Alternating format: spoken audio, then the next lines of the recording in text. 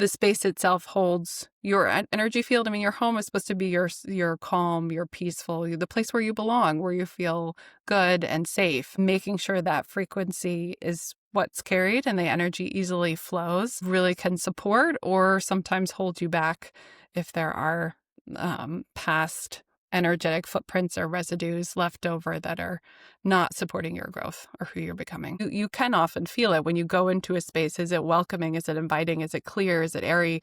Is it light? Is it inspiring? All these wonderfully loving, positive frequencies that you want to feel you belong and it's your house. Or are these old reminders of past things lingering? One of the main reasons I started doing this home frequency reset serves when you have those big life changes. You can absorb and not mean to these frequencies and become really angry or whatever the energy, that frequency is kind of hanging out and stuck. We all had that feeling when you enter someone's home and energy feels like, and we also know when you enter someone's home and when it feels, oh my God, this is so amazing. I just want to be here.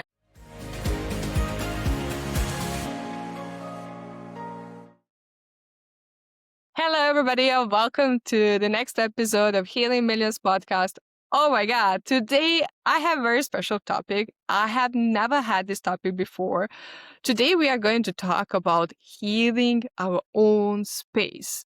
So many people think that we need just to heal our bodies, our minds, but very often we forget to heal our homes. And today I have a very special guest from the States. Her name is Margaret Solorio. Margaret, thank you so much for joining Healing Millions podcast. Thank you so much for the work you do. I'm so excited to dive in and learn more about how we can clear the space around us. But before we go into that specific topic, I really want to know, who is Margaret? Can you introduce yourself to our audience? How did you become a healer, and especially healer for spaces? Tell us more about that. Oh, thank you so much. And thank you for this opportunity. And I reflect everything back to you for being an inspiration. I'm a listener of the show as well. Like you mentioned, I'm an angel Reiki master. I too am an energy healer. And I have a book called Make Ease Your Vibe. I am also a podcaster. Intuitive Wisdom Podcast is my podcast. And then I do home energy frequency reset. So there's energy clearing for spaces.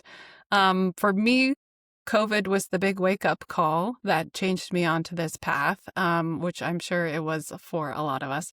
But I had been running and basically sacrificing myself to make everything work, feeling like I had to carry the world on my shoulders and do everything. And then, of course, COVID flipped everything on its side, and it was too much.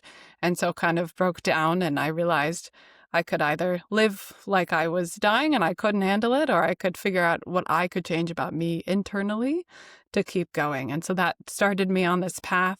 I meditated for a few years daily, and then I would feel my hands really heat up during meditation. And that led me to learning about energy healing and getting my certification.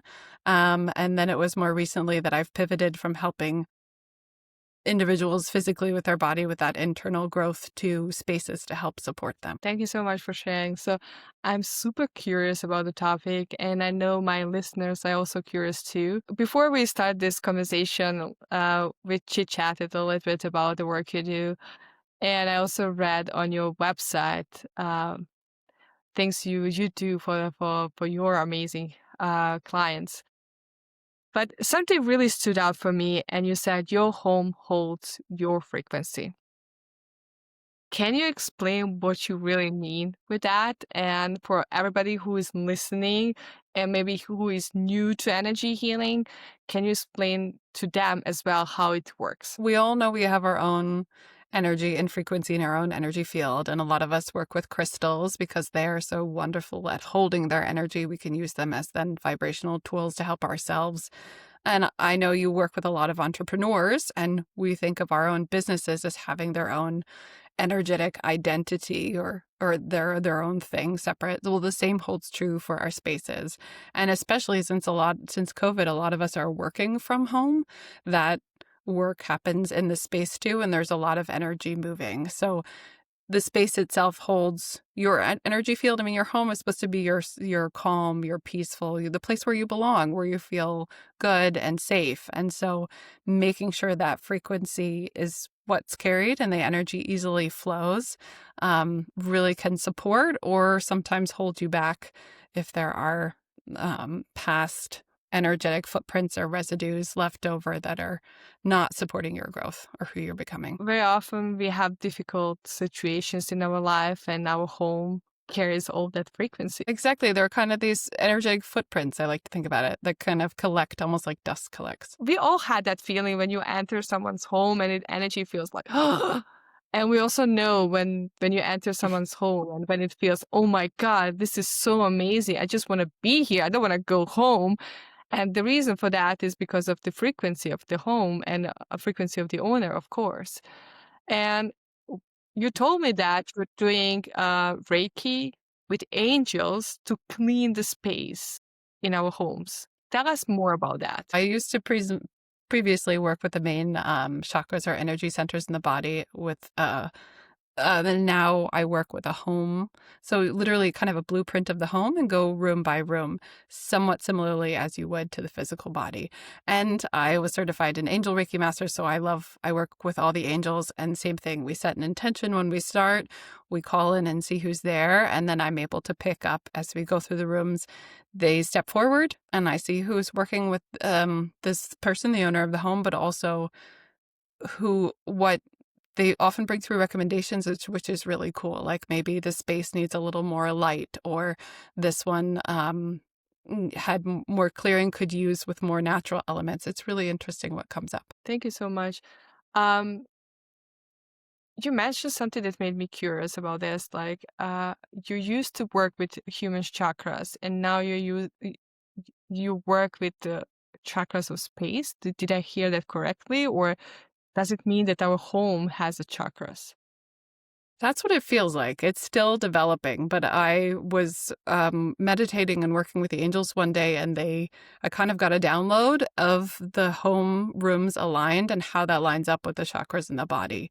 So where the energy flows in, almost like when you do a grounding meditation and the energy is flowing in from the cosmos and down rooting through the ground and the root chakra, how that works for the home. So I kind of follow a similar pattern when I work through the spaces. So I really want to know, like, for somebody who is living in an apartment in a building with, I don't know, 50 people. So I assume, and I know from my own work that like we also feel the energy from other people in our spaces if we live in an apartment. How, in that case, energy healing for home works? It works the same way, just as you would, you can't manifest for someone else and you learn to live in your own lane and be your own light, and that the darkness can't exist in the light. So by being the light worker, you hold that vibration for yourself. We also do energy protection, which we do for ourselves that we can do for the space. And so I do custom home blessings, and it's kind of like an intention that you can use regularly to maintain that energy field and that higher frequency. So I just want to know, like, does the building have a chakras? If our home has a chakras, I assume the building also has chakras. It does. I haven't worked to that extent where I've cleared everything all at once. I look more at the individual space, that the rooms that make up the home. So if it's an apartment, the kitchen, the bedroom, the living room, those rooms and how those function as one entity.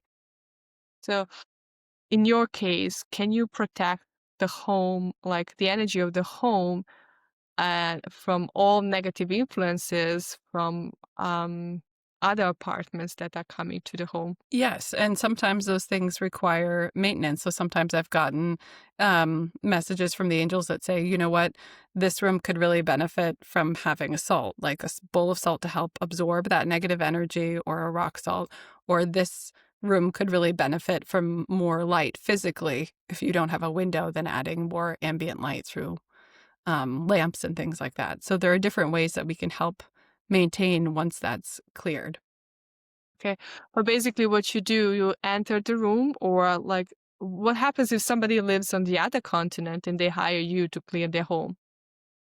I do a lot of remote clearings as well, just as I used to do physically. So I ask for an intention. Then, of course, if there are any specific areas they want me to focus on, and a quick sketch or blueprint of the home or the apartment so that I know where the spaces are and where they are connected.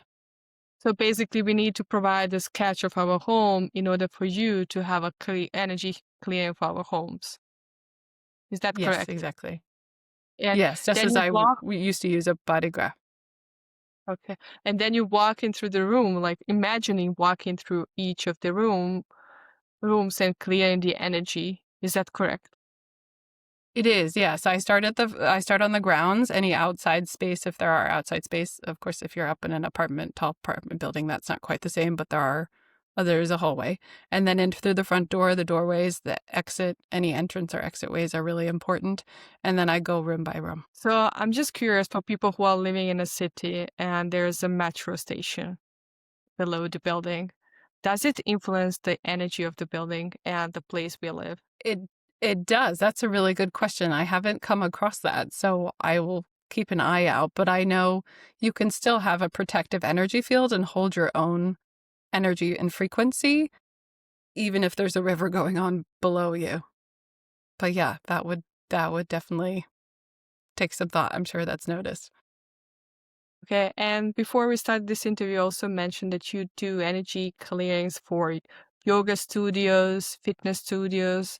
How that works? Is it the same way as we do for our homes, or do they have any other like ways to clear the energy of the space? Because so many people are using it, so many people use yoga studios, so many people use like fitness centers. Like, how does it work? Yeah, there are a lot of the similar tools. So if you like smudging, then you can smudge the corners where a lot of build up comes. Using intentions is very powerful.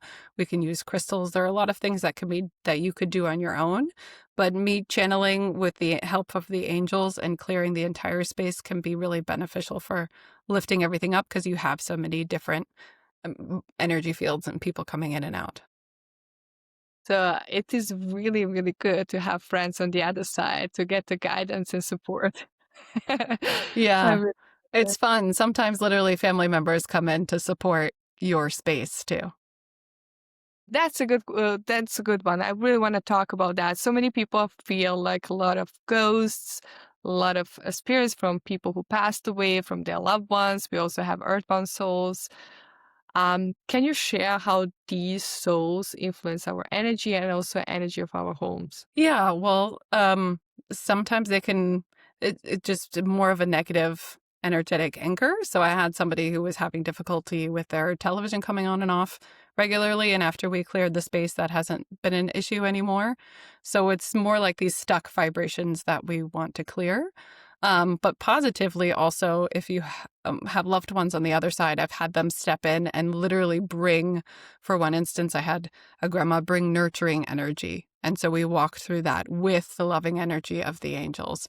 And there were examples of how to create these positive energetic anchors in your home through that grandma brought in the examples. Thank you so much for sharing that. I think a lot of people have a like fear of these souls on the other side, but from my experience, I just noticed they come usually to give you so much love, and they really want to support you to be here. And especially our loved ones who passed away. Oh my God, they have so much love for us and so much wisdom to share. And thank you so much for sharing this with our audience. Yeah, gladly. And I agree. Angels are here for loving, positive messages and absolutely to support you in what you're doing and your growth and to bring that loving energy. Margaret, before this interview, you also mentioned something that is really important here to say. Very often, when people, you know, when we have a hard time in our lives, and maybe we have a breakup with somebody, or somebody dies, or we move things around, or we move to a new place that feels so heavy, these energy clearings are so important for us in order for us to feel better. I noticed that when I also do like cleanings for home, like we do property cleaning, because sometimes you have earthbound souls attached to the property. Um, I noticed that sometimes very often, you know, you get into the space and you stop feeling like yourself. You start having really crazy behaviors that do not look like you. And this is the first thing that I noticed, like when I enter the space, if I behave like differently all of a sudden, just because I entered a room, it might be that there is an energy that wants to leave and wants your attention to clear it and release it. What is your experience with that? Yes, I agree. You can, if you don't know what you're getting into, and big life changes absolutely are triggers. And that's one of the main reasons I started doing this home frequency reset. I love supporting the internal growth, and that's the exciting thing to talk about. But really, it serves when you have those big life changes. You can absorb and not mean to these frequencies and become really angry or whatever the energy that frequency is kind of hanging out and stuck. So clearing that can definitely help. And like you said, you can often feel it when you go into a space. Is it welcoming? Is it inviting? Is it clear? Is it airy? Is it light? Is it inspiring? All these wonderfully loving, positive frequencies that you want to feel you belong and it's your house. Or are these old reminders of past things lingering that aren't relevant to the person you're becoming? I love that. Sometimes the energy from the people who lived previously in the home, you can feel it when you enter the home. Yes, you can. Yeah, definitely. I think energy healings for for homes is so amazing. We do Akashic records for property, and that's something very special. But I think what you do is looking at every single part of the home and finding what is out of alignment and where energy feels off, and like where can we do some energetic clearings, and how we can also adjust things in our home to feel better so that home feels like a home again and feels safe, and we feel so excited to spend time there. What are your thoughts about? Especially if you're working and creating. It's really important to set that intention in every space, but this gives, and I always do a post-session report that breaks down each room and the messages that I've received and in each room, and that really helps clear. And it is amazing. I think you've said that too, even with remote energy work, because it's spirit coming in, tuning into where you are and what you need. I can do all this work without physically seeing it. So and it's, although decluttering definitely helps move things, there's so much that can be done energetically. How many home cleanings, like home energy cleanings, do you recommend people to do? Well, if you have a major life change, then I would say that's the most important, because you really want to clear the space and set this new frequency. And then you can maintain, but we also usually talk about different things that you can do personally. And then when you're feeling like you need a reset or maintenance, then you can come back. It depends. I guess it's hard to answer that question because each person is individual. Usually one big reset helps, but sometimes we do follow-ups, maybe every 3 or 6 months. Okay, thank you so much for sharing. Margaret, you have an amazing book. Can you tell us more about your amazing book, Make Ease Your Vibe? Thank you so much for asking. Yeah, it's available on Amazon and Kindle and paperback. So this was based on the first few years of my personal development journey, where I learned mindset, energy, and time strategies that really helped me go from that victim mode, where feeling like things are happening to you, to understanding that things are happening for you. So I really want everyone to be able to live with this ease, where ease is your vibe, where you can approach your day and not worry about the chaos, but assume everything will work out for you, and know that what needs to get done will get done. And when you're operating in that, as you know, of course, in that higher vibration, things flow more easily. So to getting to that mindset shift, that energy shift, and for me, reestablishing my expectations of time and what was possible in the amount of time. I think when we're employees, we're told, and when we're at school too, this to this time is this project, you have to do this, and that's how much time it'll take. But actually, I'll take the example of writing the book. I thought, oh, I'll never get this done. I don't have 2 months in myself in Bali or something. But I did 15 minutes a day after dinner for a summer, and the first draft was done. So changing that expectation of what you can do in the time really helped as well. Oh, beautiful, beautiful. I love that. Like just doing little things that you can do right now. Don't overwhelm yourself with the all to do to do that you Yes, could do. amen. Yeah, because sometimes this is what I noticed. Maybe you can share your thoughts about this. I think the biggest problem with people to have things done is because they overwhelm themselves and they think every single task is important, is urgent. It has to be done today. And then they feel paralyzed by the long to-do list and that they don't do anything. And what I noticed, it works really, really well for me is I choose my top priorities. Like I can choose things that are so important for this quarter or for this week and just focus on that. And everything else gets deleted from my to-do list. It can't wait. But I just focus on things that are so urgent and that will move the needle for me in my business. So what are your thoughts about that? I think that's very, very smart. I don't know that all of us are brave enough to delete the rest of them, but I think that's very smart of you. And that's exactly what it takes. Taking a step back, setting your intention, seeing maybe what the top 3 things are for today, and understanding that everything else doesn't have to happen today and the world will still turn and it will still be okay. And I also learned that it takes not only the doing, but the being. And so that's where that mindset energy piece comes in. How are you showing up? Are you saying to the universe and putting in a cosmic order, oh, I don't have enough time, I don't have enough time, and then those are the results you get back? Or are you saying, I have more than enough time for what I need to do, and getting to move through your day with that ease?